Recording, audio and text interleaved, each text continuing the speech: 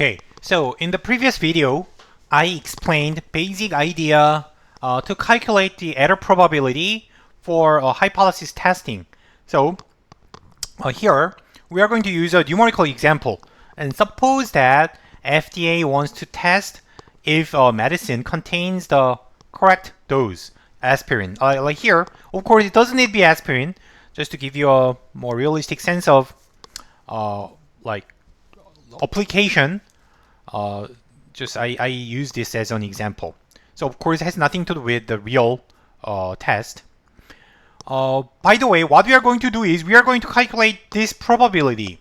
So then first thing we need to do is to find these critical values, right? Following this intuition, you need to find the critical value first. So we are going to start with hypothesis like this. I believe that, so aspirin supposed to be 81 milligram. So I believe that the average, the true mean is correctly 81 milligram, right? So if it is different from 81, then your belief is wrong. So alternative hypothesis is different from 81. Here, suppose that you collect 100 pills and measure their amount, and you may have measurement errors. So I'll assume that measurement error has a standard deviation of 5, right? It's unrealistically high, but for our example, let's assume that. And in this case, what are the critical values for the significance level at 5%? So pause the video and calculate the critical values. If you don't remember how to calculate that, you can open the slide for chapter 9 and look at the critical value part. Then you should be able to calculate this. Okay, so if you have not finished yet, please pause the video. Like here, by the way, I did not tell you the sample average. But remember, you don't need sample average to calculate the critical values, because after calculating the critical values, you are going to compare them to the sample average. So in the process of calculating the critical values, you do not need the sample average information.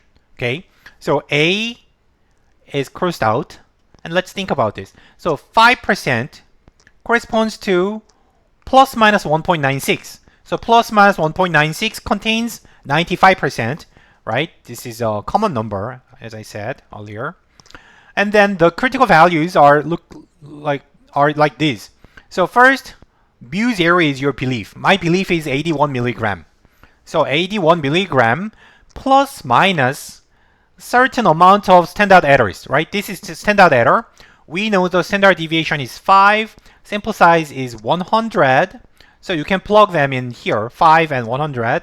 And this part is 1.96. 1.96 should be plugged in here. Then it is easy to calculate the critical value. Simple algebra. So now what it means that so the aspirin must be 81 milligram, but you accept plus minus 0.98 milligram, right?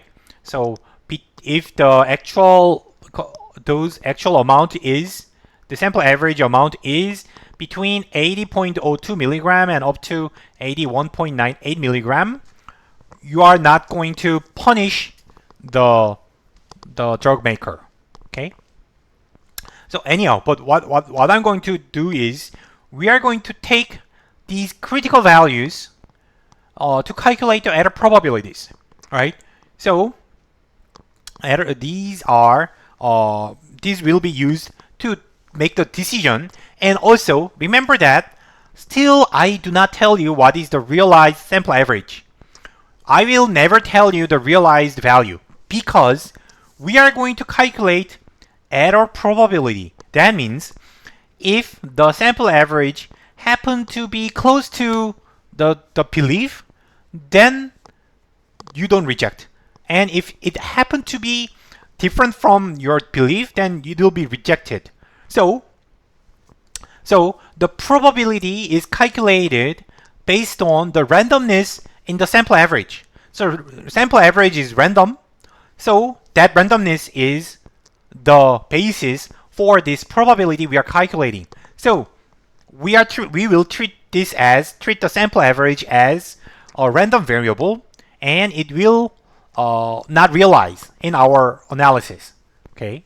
So once it's realized, then there is no more probability. It happened. Once something happened, then there is no like possibility, right? So then let's first think about type 1 error probability. But remember, type 1 error is defined this way. When the null hypothesis is true, you reject the null hypothesis. Then that is a type 1 error, right? You are rejecting the correct null hypothesis. Your belief was correct, but you abandon that. That is type 1 error, right? So statistically speaking, null hypothesis is true. That means the true mean is 81. But you reject the null hypothesis. That means your sample average is outside of the critical values. So you have to combine these two informations. So like these. So type 1 error probability is type 1 error happens when you reject, and the rejection happens when x bar is too small or too large, and relative smaller than the lower critical value or larger than the upper critical value. But this probability will be calculated under the condition that the true mean is 81 because the belief was correct. Okay. Then again, you know what to do. We are going to use the central limit theorem. X bar, the sample average, is approximately normal distribution, and the parameters here, mu is following our assumption. We assume that the null hypothesis is true, so it should be 81. We are assuming that, like back to this graph, we are assuming that this is the true distribution of x bar. The sample average is generated from a normal distribution centered around mu0. That is our assumption. Then we know this parameter. And the standard error, standard deviation, and the sample size are given in the question. So you know all the parameters. So you can calculate any probability, right? So back to the probability. First, let's calculate probability smaller than the lower critical value. Standardize.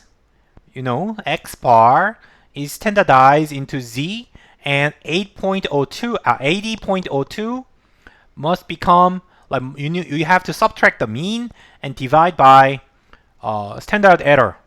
So this will be the standardized value for 80.02, and then you are going to get minus 1.96. On the other hand, on the other side probability greater than the upper critical value. Do the same thing. Standardize this number, both sides. So you are going to standardize x bar into z, and 81.98 to 1.96, right? So these are the probability you need to calculate from Excel. I believe you can do it, right? And then you will find the probability is 5%. Type 1 error probability is 5%. Okay? And note that, as I said, I didn't tell you what is the realized value of the sample average. You don't need sample average. Without looking at the data, you already know how much error would happen. That is probability, right? It's like this. Before throwing a dice, you know the probability of the outcomes. But once you see the outcome, that's realized, right? There is no more probability for that outcome. So you have to treat the sample average as an unrealized random variable. Okay? And another thing you need to realize here is, first, the result is 5%, and this corresponds to the significance level. That is the first coincidence. And second coincidence is, so 5% significance level implied 1.96, right? This number appears again, 1.96, right? That's second coincidence, but actually they are not coincidence. They are supposed to be so.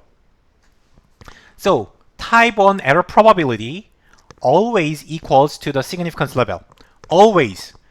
This is like literally always. Because the critical values are calculated this way. Remember, we calculated critical value this way, and then in this standardization does this step. So do this. So like from the critical value, you are going to subtract mu 0 and then divide by standard error. What remains is only this value.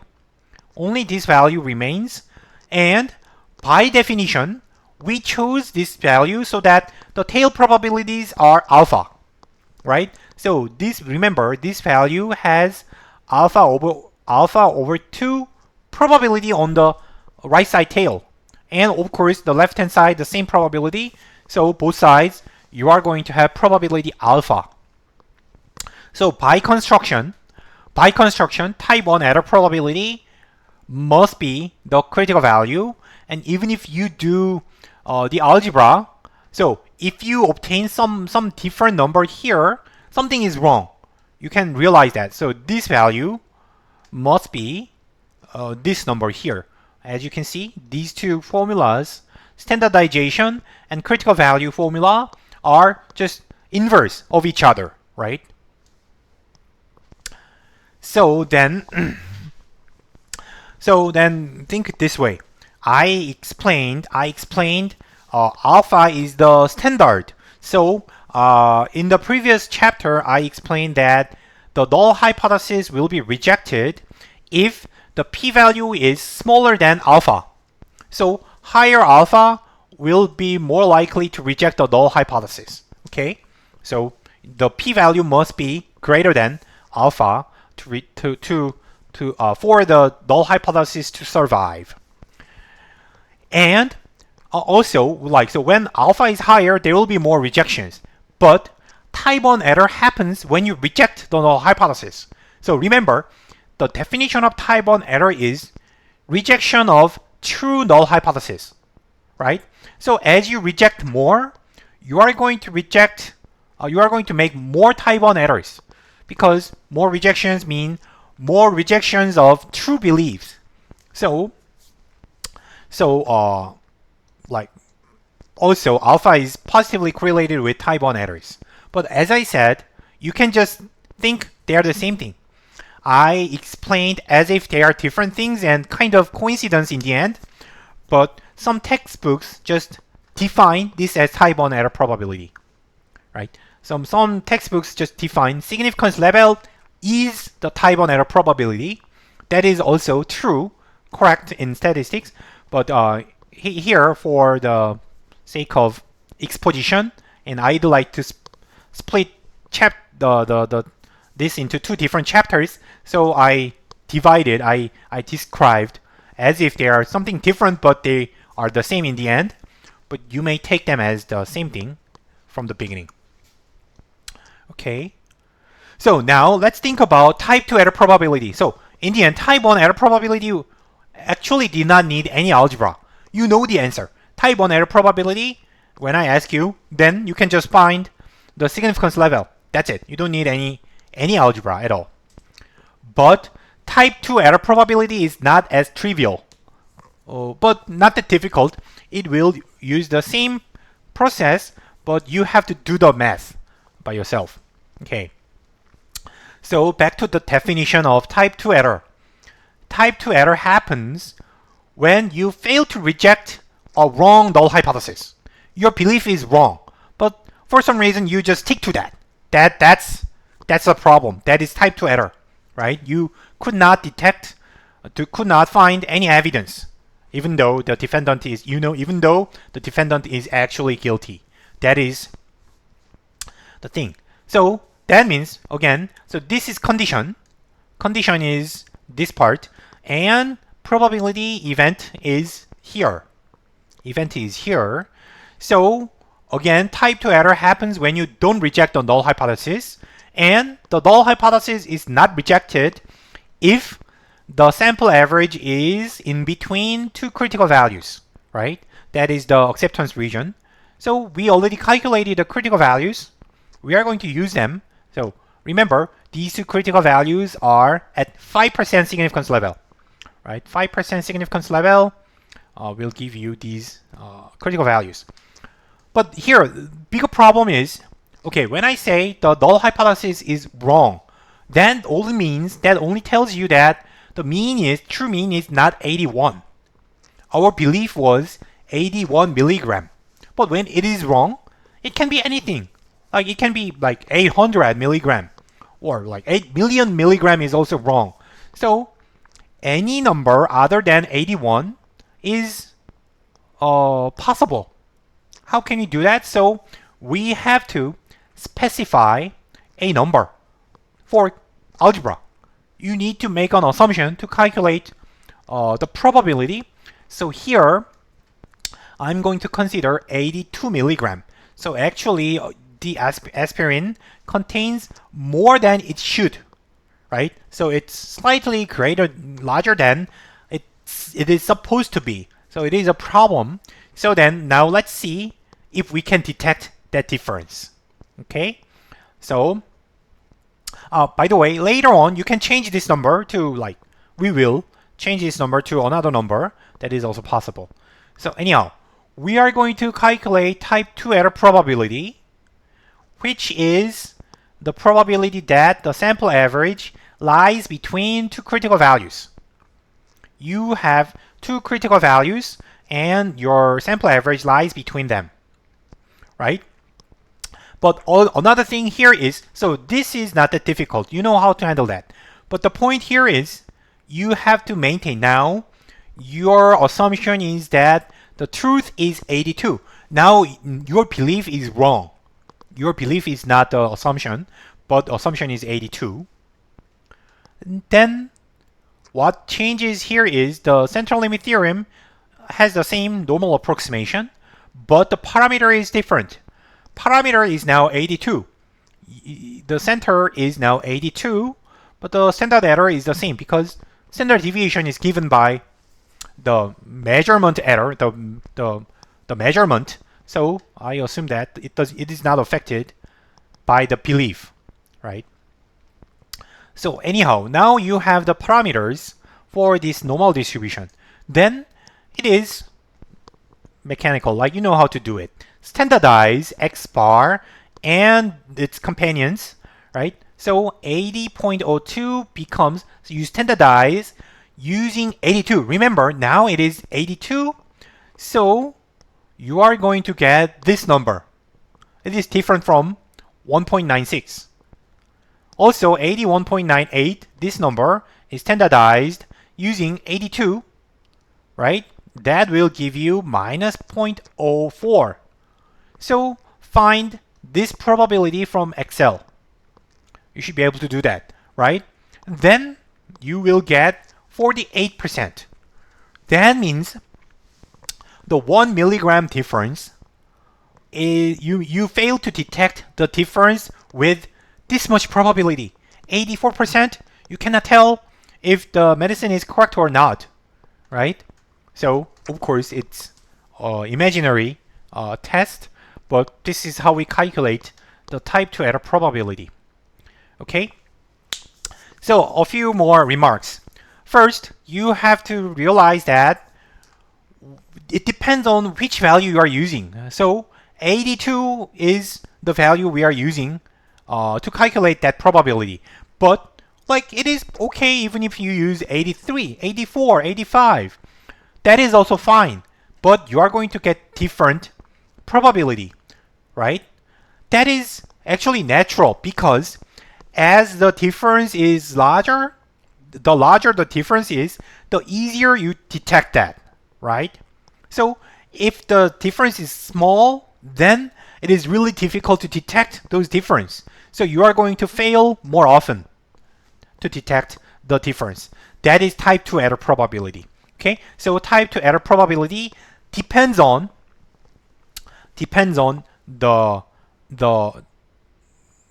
truth you assume. And second, it is not explicit here, but alpha also affects the type 2 error probability. So when, like, for type 1 error probability, alpha was everything.